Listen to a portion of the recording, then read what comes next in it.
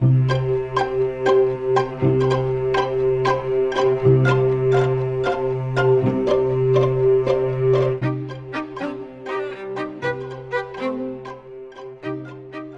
in New York City at Columbia University with Brian Greene, who's Professor of Physics and Mathematics, author of The Elegant Universe, The Fabric of the Cosmos, and now The Hidden Reality, Parallel Universes and the Deep Laws of the Cosmos, also co-founder with his wife Tracy Day of the World Science Festival. And nice to see you, Brian. Good to see you.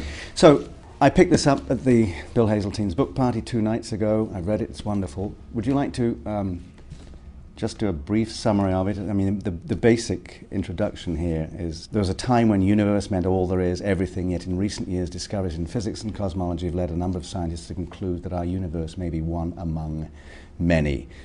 An infinite number of doppelgangers, each reading this sentence in a distant universe, a multiverse comprising a vast ocean of bubble universes, of which ours is but one, a multiverse that endlessly cycles through time, or one that might be hovering millimeters away yet remains invisible, another in which every possibility allowed by quantum physics is brought to life, or perhaps strangest of all, a multiverse made purely of mathematics. And I remember Bishop Berkeley talking about matter not existing, Samuel Johnson kicking a rock and said, "I refute it thus." I mean, these ideas are out there, aren't they? I mean, they are out there, but I think the key point that needs to be emphasized is the possibility that we are part of a multiverse, that our universe may be in fact one of many universes, perhaps infinitely many, is not an idea that comes from physicists sitting at their desks and thinking, what crazy idea can I think of now to try to use to describe reality? It doesn't come from that kind of thinking at all. Instead,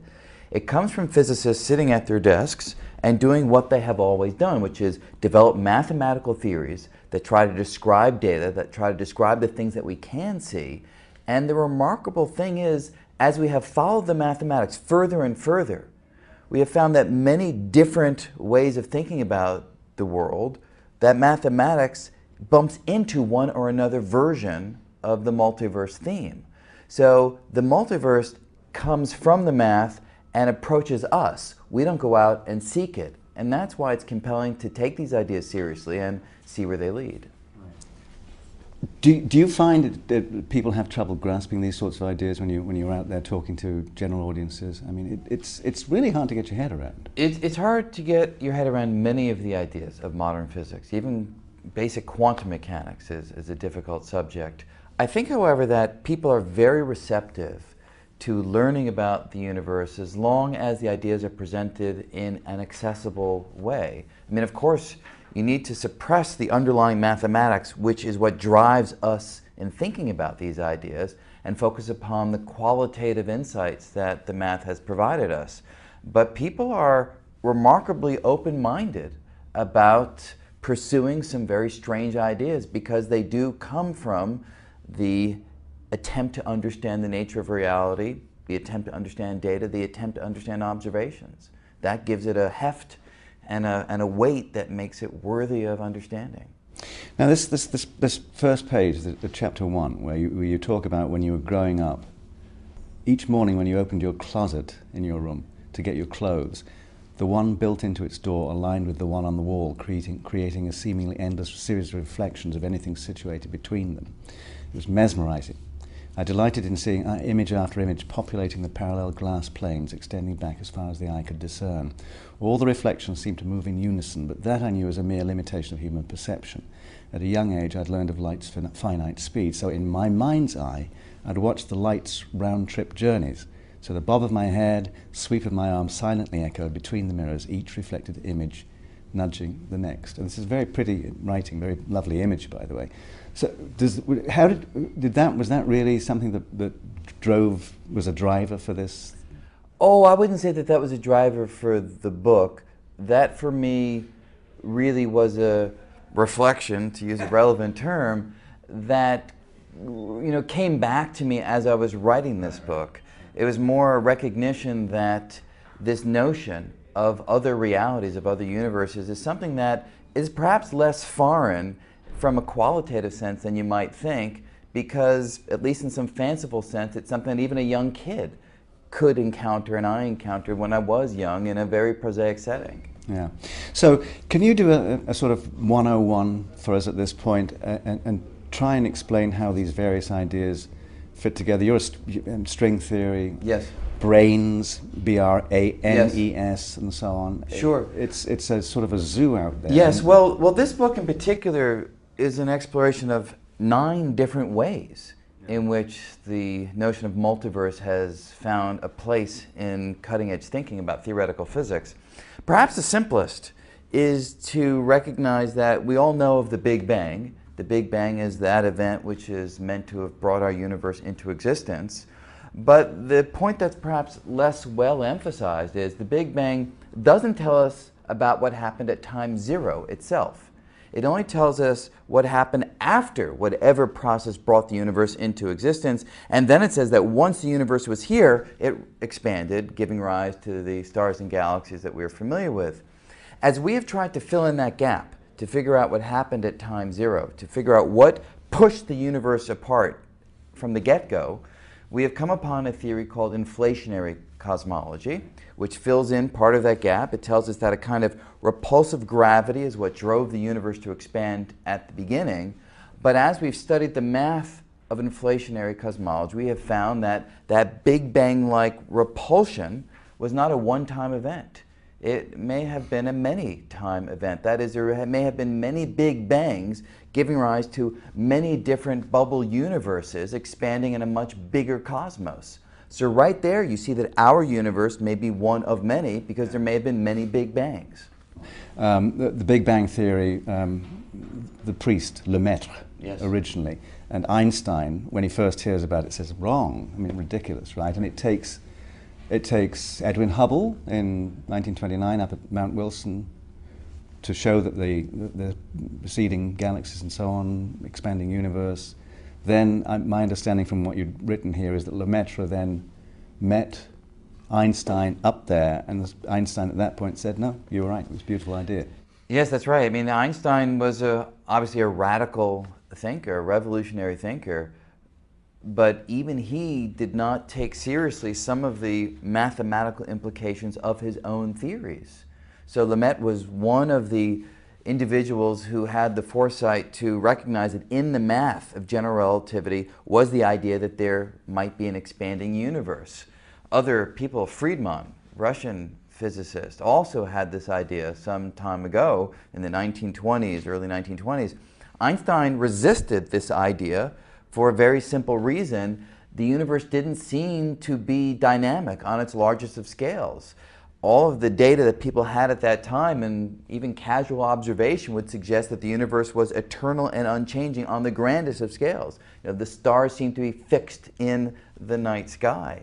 So you're right, when this implication of his own general theory of relativity was brought to his attention, Einstein said, no, I don't believe that. I think the universe is fixed and unchanging. And in fact, what he did was he went back to his own mathematical equations and modified them to ensure that they were compatible with this predisposed notion of an unchanging cosmos. This was a development which Einstein later kind of kicked himself about, because when Hubble showed observation that the universe is expanding, Einstein said, why did I change my mathematics? I should have believed my math. I should have made this prediction. In fact, I should have been the first to have made this prediction of an expanding universe. It shouldn't have been others looking at my math coming to that conclusion. Yeah, it's an interesting story.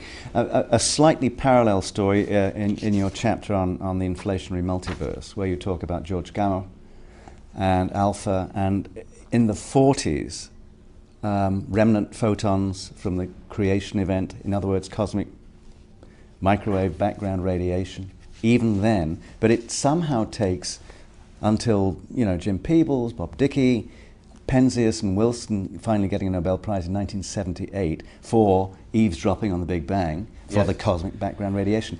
Again, it's priority, prematurity. Sometimes your ideas are too soon, and that's exactly right. I mean, the microwave background radiation, this heat left over from the Big Bang that we're all immersed within right now, is the best evidence for the expanding universe model coming from observational physics. And it is a remarkable story that it was in the mid-1940s that people, Gamow and Alpha are in particular, realized that this should be an implication of a dynamic universe, of a universe that started with the Big Bang. They couldn't get anyone to take this idea seriously enough to look for these remnant photons from the Big Bang. I mean, think how remarkable that is. We're saying that there are photons in this room right now that come to us from the Big Bang. Look for them. I mean, how more exciting can you get than to find this relic of creation? But from 13.7 billion years ago. But cosmology at that time was a bit of a backwater subject. It seemed very, very speculative. And at that time, quantum physics and understanding the atom and the subatomic particles, that's really where the bulk of attention was. So it got dropped. And then in the early 1960s, another group of insightful scientists, led by Robert Dicke, came to the same conclusion with Jim Peebles that there should be these photons. They, however, didn't need to convince anyone else to look for them, because Dicke himself was not only actually a great theorist, but also a great experimentalist. So they started to build the equipment to try to look for these photons. When they get an unexpected phone call from a couple of guys 30 miles down the road at Bell Labs who pretty much accidentally found observational evidence of the Big Bang photons by noise that they couldn't get rid of in an antenna that they were using for various research. You know, Steven Weinberg has a great story about this, not really story, but a great reflection on this. He said, you know, the microwave background radiation was really discovered theoretically in the 1940s, and it took, you know, a dozen or more years before anyone took these ideas seriously. He admonished physicists, you need to take your mathematics more seriously.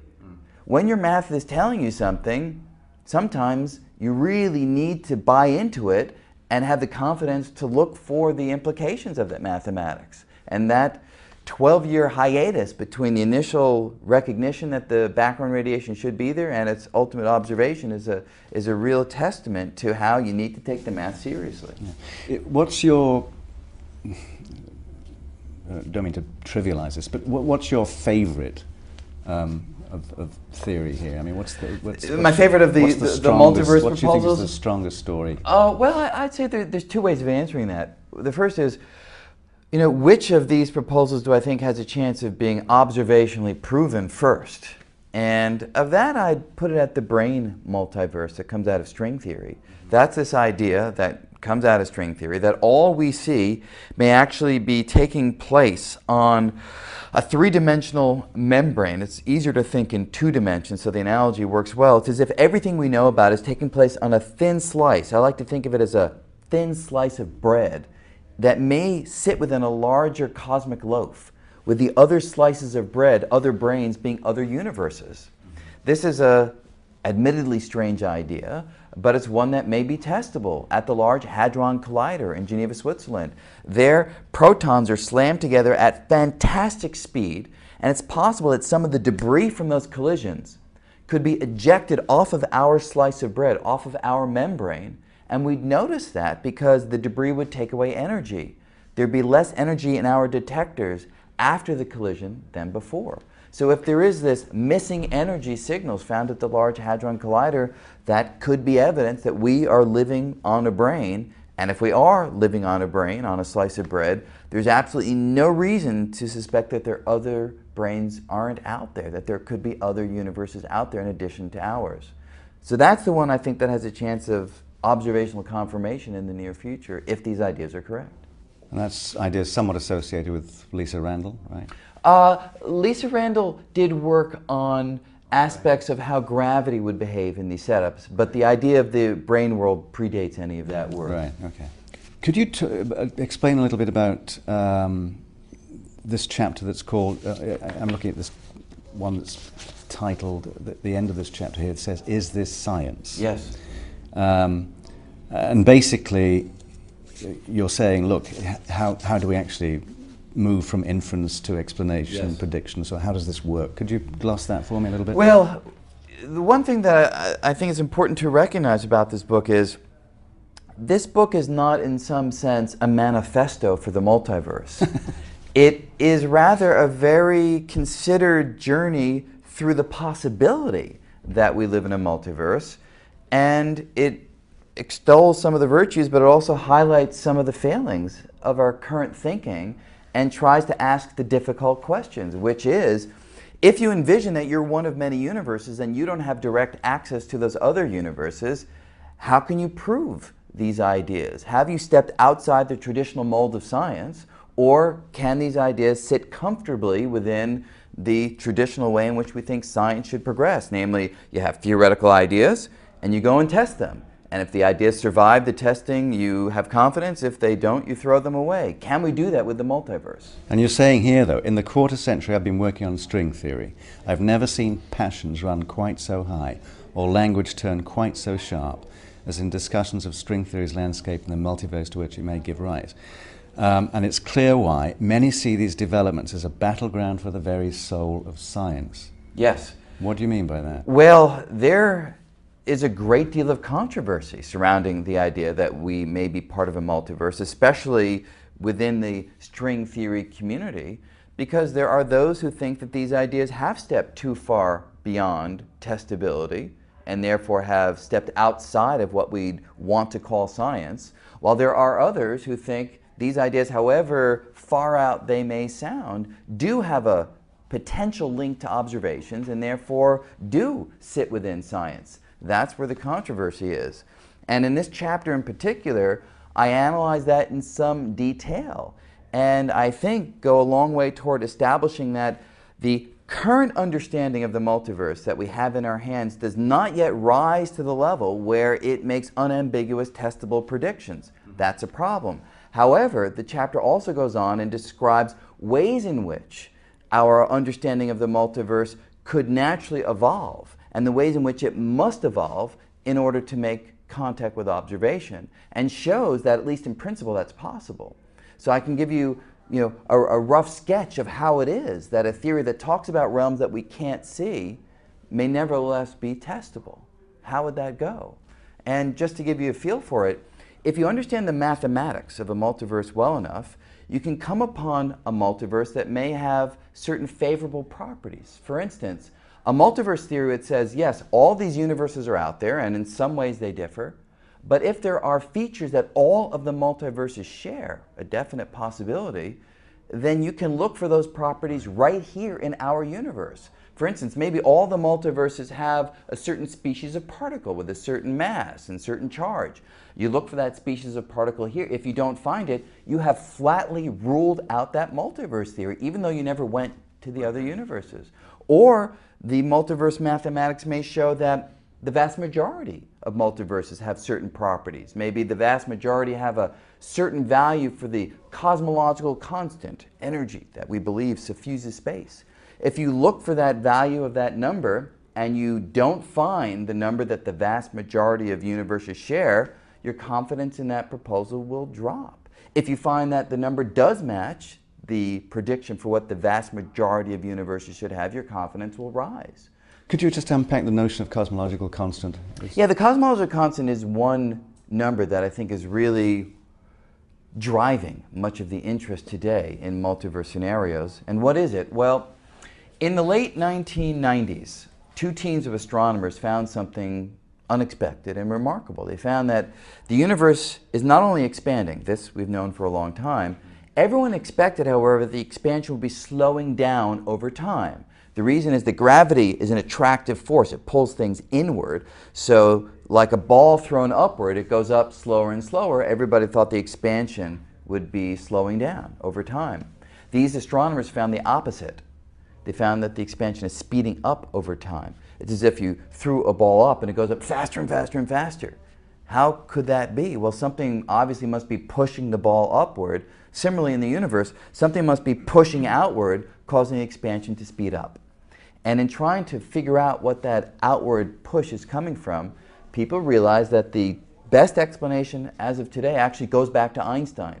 His so-called cosmological constant is a new term in the equations of general relativity that pushes outwards, a kind of repulsive gravity that comes out of Einstein's mathematics.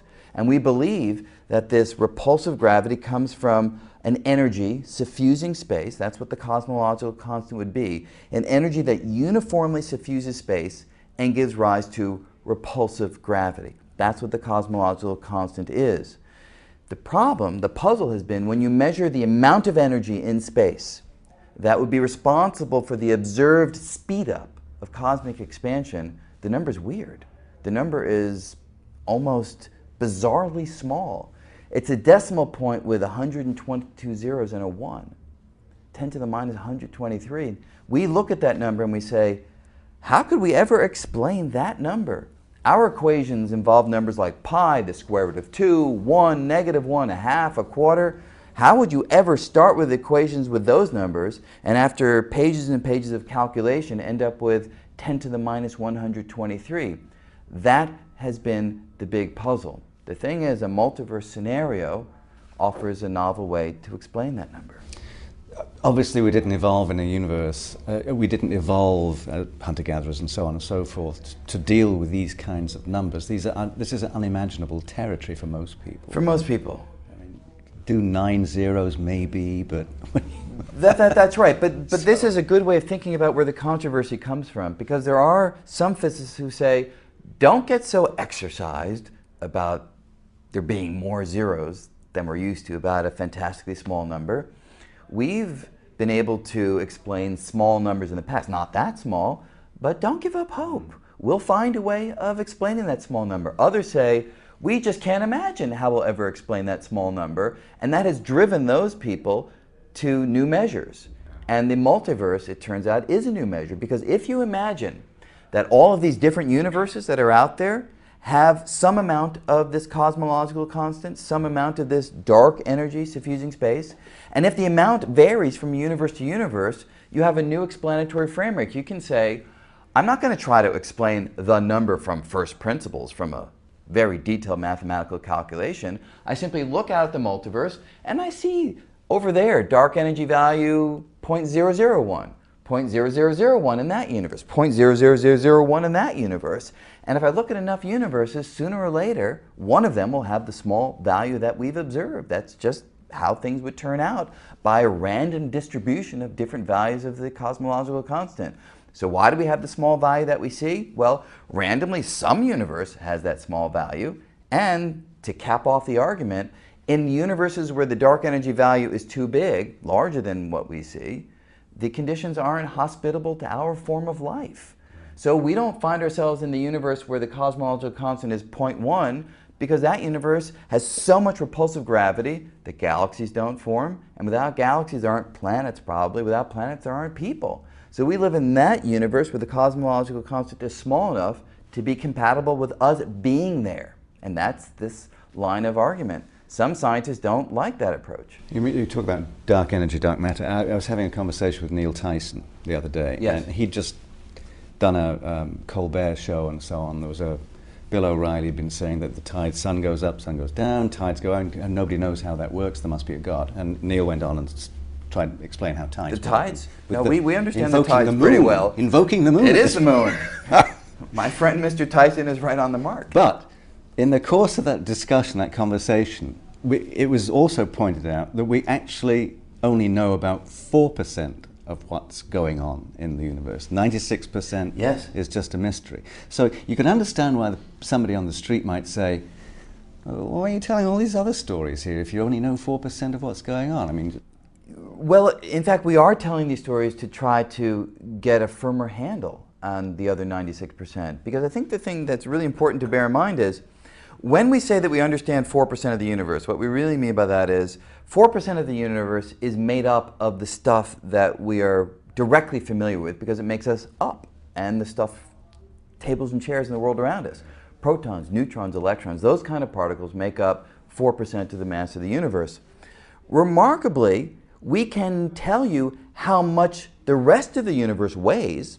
That's a pretty vital and detailed piece of information.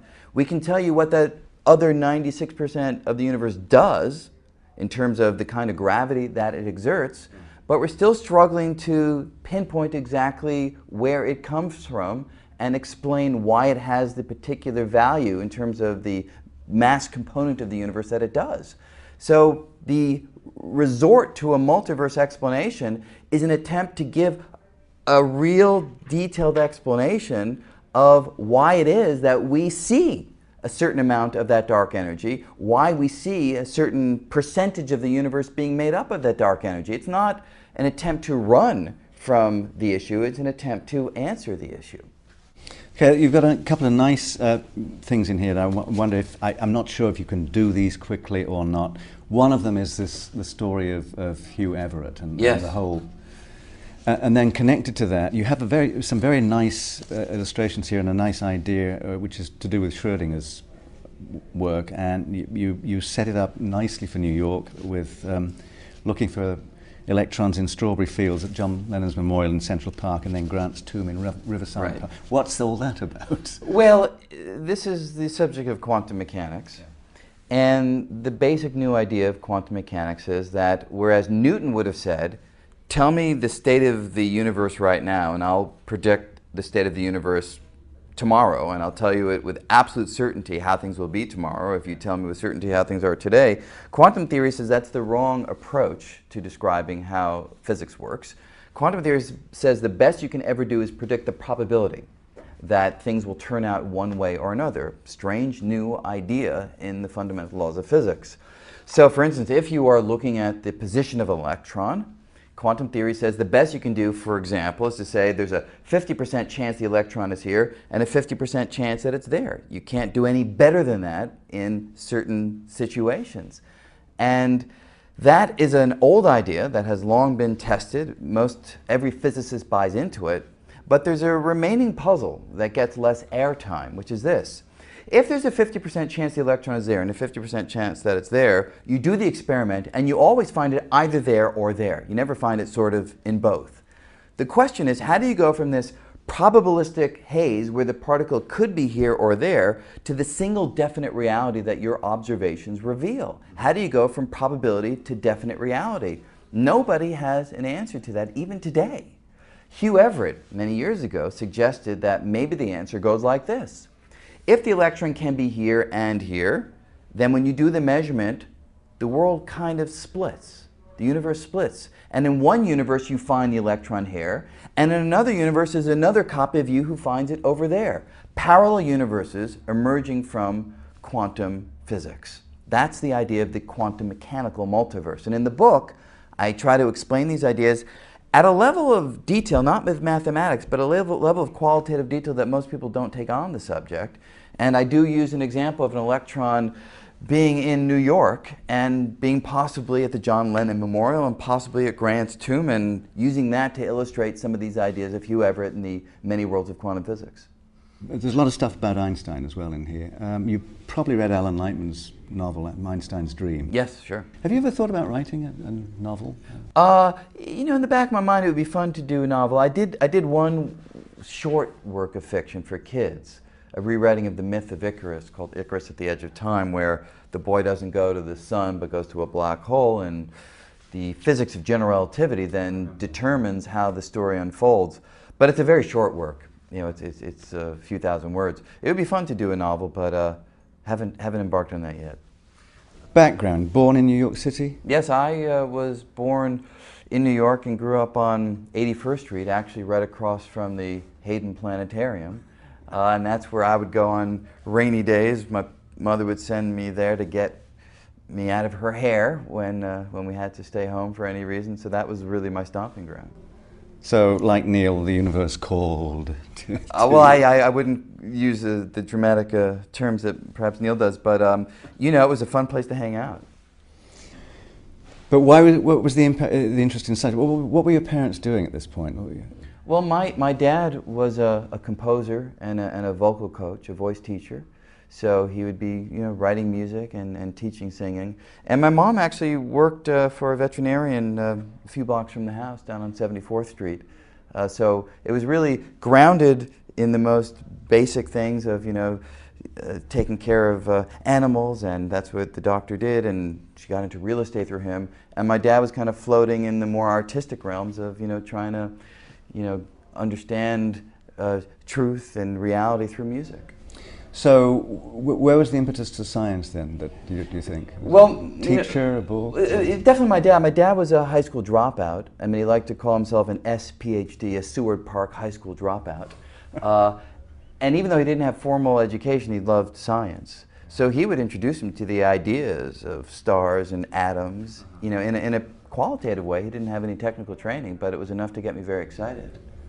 And you went to Stuyvesant High? I went to Stuyvesant High School, that's right. As did Lisa Randall, yeah, course. Yeah, there, you know, a lot of scientists pass through the corridors of Stuyvesant High School. It really is a wonderful training ground for those who were serious at a young age about science. Yeah. Well, I'm forgetting the name now, but isn't there a rather legendary teacher who was a math teacher at Stuyvesant High? You know, there were a lot of great teachers. I'm not sure, you know, which one you have in mind in particular, but you know, they took it very, very seriously and were good about getting kids excited. And then? From high school, I was college at Harvard, and was a graduate student at Oxford. Right.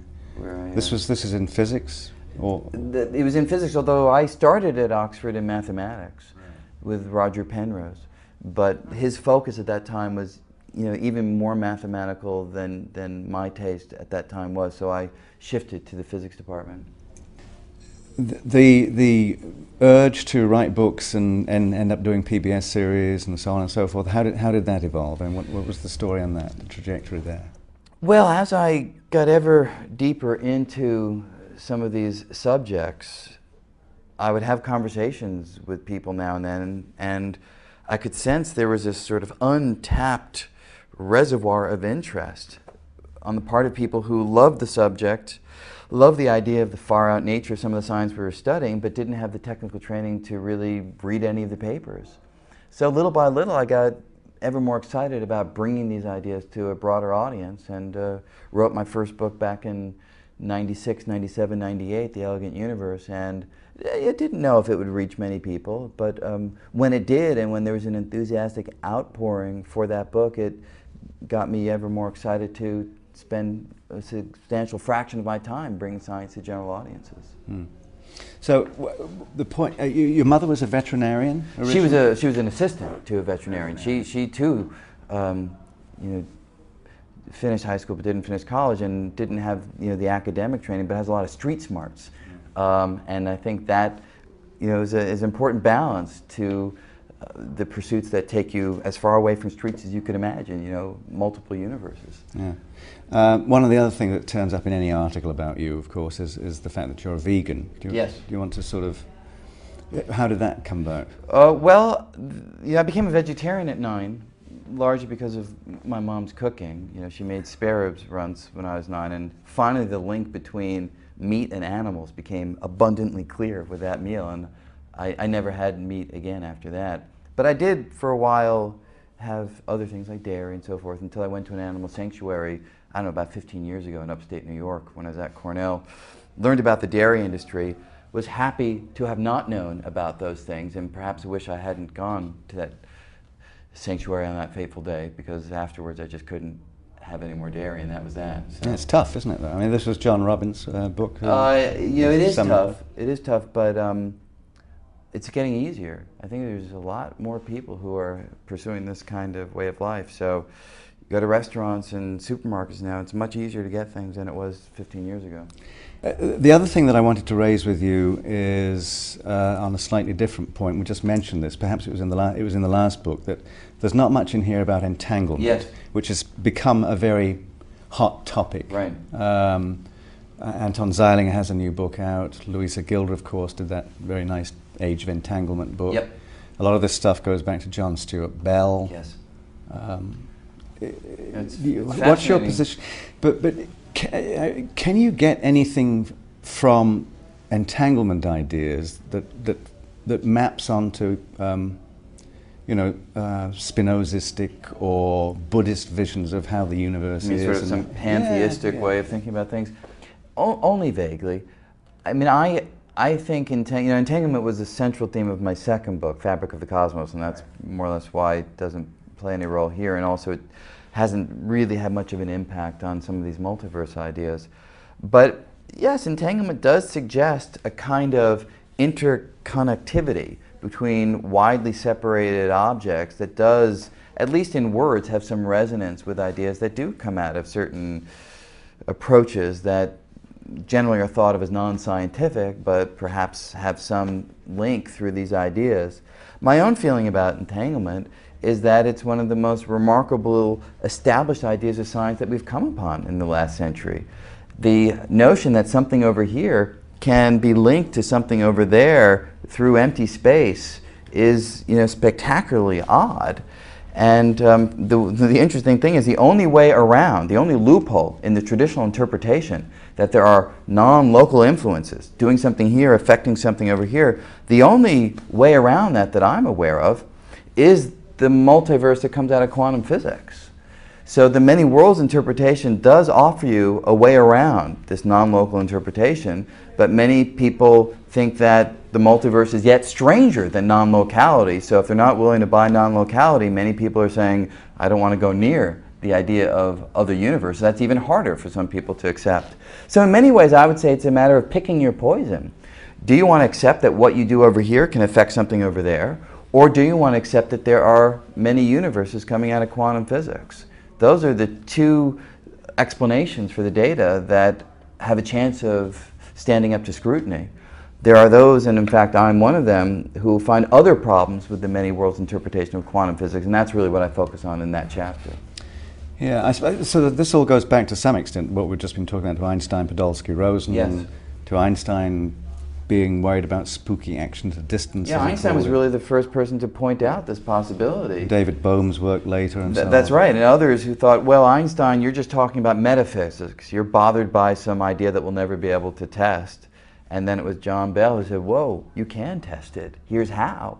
And then other people like Alan Aspect and others finally, and Clauser did test some of these ideas and showed that the weirdness that Einstein was pointing out, the spooky action at a distance that you're pointing toward, was supported by not just the theory, but by the data.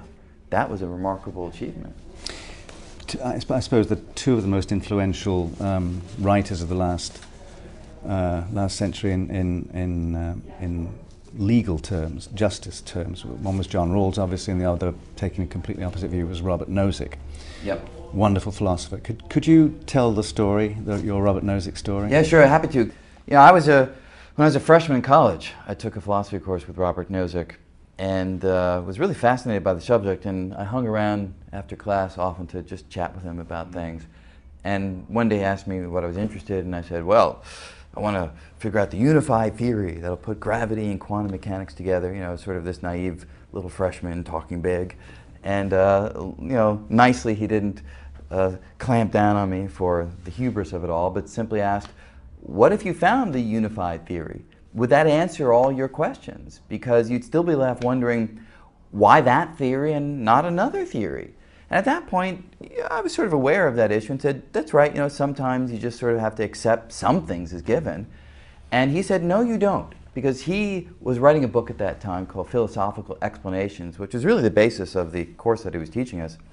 And he had come upon an interesting idea called the principle of fecundity, he called it. And this was an approach that would leave no answers without justification. He didn't want it to be the case that you answered a question and you just said, well, the reason for this answer is, it just is. He wanted to avoid all of those kind of just is explanations. How? He imagined a multiverse. He imagined that the universe had many, many universes. In fact, every logically possible universe would be out there. And then you'd never have to say why these laws as opposed to those, because all laws would be realized in some or another universe. And the laws that you see would just be the ones that were compatible with your living in a universe that allowed you to see those laws. So it was a remarkably prescient idea, this notion of there being many universes, realizing, in fact, all possible realities. The problem for somebody like me, a physicist, is there's no way for that multiverse that I can think of to ever disprove it. Again, it comes back to the central idea. You can't believe any of this stuff unless you've got experimental verification. You won't be able to prove or disprove Nozick's idea, however, because no matter what data you see, presumably it's logically sensible, and therefore it's data that's compatible with one or another universe that's out there. There's no data where you'd say, oh, that's incompatible with this theory. It would have to be logically nonsensical, and at that point, if we get logically nonsensical data, we should throw in the towel. Our whole approach to understand the universe will have failed. In terms of communication of science, obviously with your wife Tracy, you run the World Science Festival. You also do a lot of communication, obviously, in terms of the books and PBS stuff. There was also a nice op-ed that you wrote for the New York Times. The title of that was "Put a Little Science in Your Life." Yes. And you were talking about getting a letter from an American soldier in Iraq saying that it was physically exhausting, emotionally debilitating, but even there, a book that you'd written had become a kind of a lifeline for him. It was a book about science. That must have been very reassuring and so on. So you're writing here basically a valentine to science and to the communication of science. Would you put that together with a question I ask a lot of people, which is that when his administration took over, President Obama said that they would try and restore science to its rightful place. What do you think is the rightful place of science? Well, I think the rightful place of science is right alongside the other aspects of culture that we consider indispensable. We consider literature, music, theater, film, dance, performance, all of these aspects of life we consider indispensable parts of our cultural makeup. If you were to go to people and say, we have decided to eliminate films, we have decided to eliminate literature, it would be unthinkable. And I think that's the way we need to think about science. It is a vital part of culture. It is a vital part of what makes life worth living. The problem is most people think of science as, oh yeah, a subject that they took in school, got through the exam, and then once they cross the threshold of the science lab, they leave it behind. And that's not what science is. Science is a perspective. It's an outlook. It's the way you rationally evaluate the world around you to come to some sense of what's true. It's hard to imagine anything more important than that. Now, there are many ways of approaching truth. You can approach truth through literature, through art, through music, and that's wonderful. But all these different approaches are illuminating aspects of some fundamental reality that science has a wonderful capacity to reveal in its most stark and its most breathtaking form. And that's how we need to think about science. You have students here? Yes. What's the advice you give to you? I'm thinking about Peter Medawar's book, Advice to a Young Scientist. What advice do you give young scientists? Well, it really depends case by case. I think, some students are very practically minded and worried about their career, about their job. And there was a time when I would advise students, don't worry about that. Just do what you love, and whatever happens will happen. As I've gotten older, I think I've become a little more practically minded myself, especially when students go out into the world after working very hard and they can't get a job. So I now try to balance perspective between doing what you love, doing what fires you up, and also recognizing that some students are better equipped to succeed in these esoteric and abstract fields than others. So part of what I try to do is now gear the course of study a little bit more finely to the capacities and the interests of students than in the past where I just said, if you love it, do it. I think that's only partly good advice. You also have to do something that aligns with your capacities, your abilities, and what your ultimate goals are. Well, we're a couple of days away, one day away from Francis Bacon's 450th birthday, by the way, January the 22nd. And obviously, a lot of the things he wrote became the impetus for the formation of the Royal Society, which had its 350th anniversary last year. Yeah. These communities of scholars, these merchants of light that we've talked about before, obviously had an enormous impact. You've written about a lot of these historical characters as well in your other books. Here's a question I like to ask people. If I gave you a time travel token, which seems very appropriate for you, and you could bring anybody from any period of history, whatever, to your dinner table and ask them some questions, have a conversation. Is there anybody that you'd really like to get to come to dinner? Well, honestly, what I'd really like to do with that token is not necessarily invite people from the past. I'd like to invite the great scientists from the future, because that, to me, is where the astounding new insights obviously will be. Was I right about the multiverse? Or even, string theory right? Or, yeah. do we now understand where time came from? Yeah. You know, these are the kinds of questions that I think we'll have a handle on at some point in the future that we don't know now. But, you know, looking to the past, I mean, the obvious characters are the ones that have had the greatest impact on the way we think about things. So, you know, I'd love to have Newton in the room, love to have Galileo in the room. Aristotle, yeah, that'd be pretty fun too. You know, who would pass up having Einstein? Maxwell, sure. So having, you know, these great minds from the past come to grips with what we've learned since they left us, I think would be spectacularly interesting. And I can't imagine that they wouldn't have some great ideas that would propel us in directions that perhaps we're not pursuing right now. Yeah. Towards the end of the book, you talk about brains, but this time with an I. In other words, yes, stuff at the end of your spinal column there. What's your thinking on that? What's the well, the penultimate chapter is a more fanciful chapter that steps a little bit outside of the ideas that have emerged from mathematical study of string theory or cosmology or quantum physics, and asks whether you might have multiple universes that are of a different sort, simulated universes like the Matrix, universes that take place within a computer. And I find that an interesting question in the same way that I think, you know, everybody who loved the Matrix finds that an interesting question. But it was also an interesting question to ask a deeper philosophical question, which is, what is the nature of mathematics? Is mathematics a description of reality, or is it reality? Because if you had a reality that was simulated on a computer, where there were really individuals who were sentient, who were thinking that the reality around them is as real as the reality that we think ours is, but yet they're in a computer, open the hood of the computer and what's going on? Mathematical calculations are driving the computer from step to step to step. So could pure mathematics create a reality that is as believable to its inhabitants as this reality is to ours? And perhaps is our reality just mathematically generated?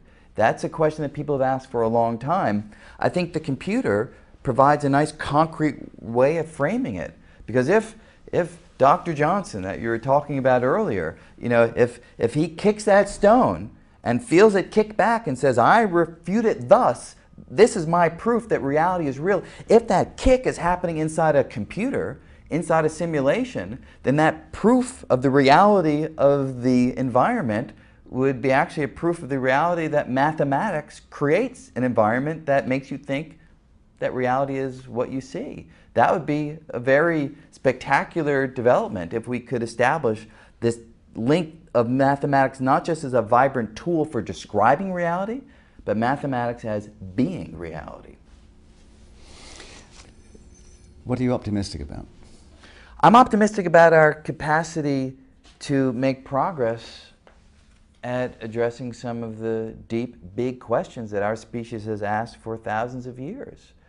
Across cultures, we have asked in one form or another, how did the universe begin? There are so many creation stories. They come from the urge to understand our origin. In physics, in cosmology, we're getting closer to answers to that. And if I had that time travel token, I do believe that if we bring scientists from 100, 500, 1,000 years from now, we will be able to answer that question with a certainty that will be enormously gratifying. See, on page 309 here, you've got a table which says summary of various versions of parallel universes: quilted multiverse, inflationary multiverse, brain multiverse, cyclic multiverse, landscape, quantum, holographic, simulated, and ultimate. Do you have any bets on?